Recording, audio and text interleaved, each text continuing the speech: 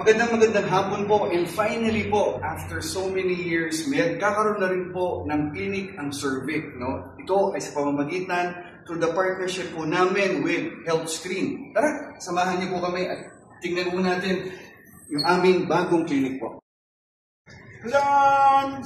So nandito kami sa 3rd floor po ng ANSA building. Malapit po ito sa Chino Roses. Of course, ang aming partner po, HealthScreen Diagnostic and Laboratory Services. Tara. Of course, kita niyo naman, maganda, no? And hindi pa po namin tapos, hindi pa po tapos ito. This is just an initial overview of the site.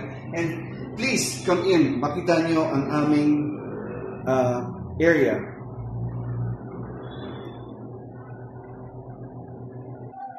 So maliban sa cervical cancer screening na ito ang pinaka-priority namin na ginagawa dito, marami pa po kami mga services po na pwede nyo hong matangkilik, no? Katulad po ng CBC, FBS, lipid profile, of course mga laboratory na sinasabi. Meron din po kaming X-ray, ultrasound, at iba pa, no? 2D echo. Now, alam niyo po ba na magsimula po ng October 11 at bawat Sabado, magkakaroon po kami at magbibigay po kami ng libreng cervical cancer screening sa pamamagitan po ng PhilHealth Yakap. No? PhilHealth Yakap. PhilHealth Yakap will cover the cost. So kung gusto niyo malaman kung kayo ay beneficiary dito ng isang libreng cervical cancer screening at iba pa, please call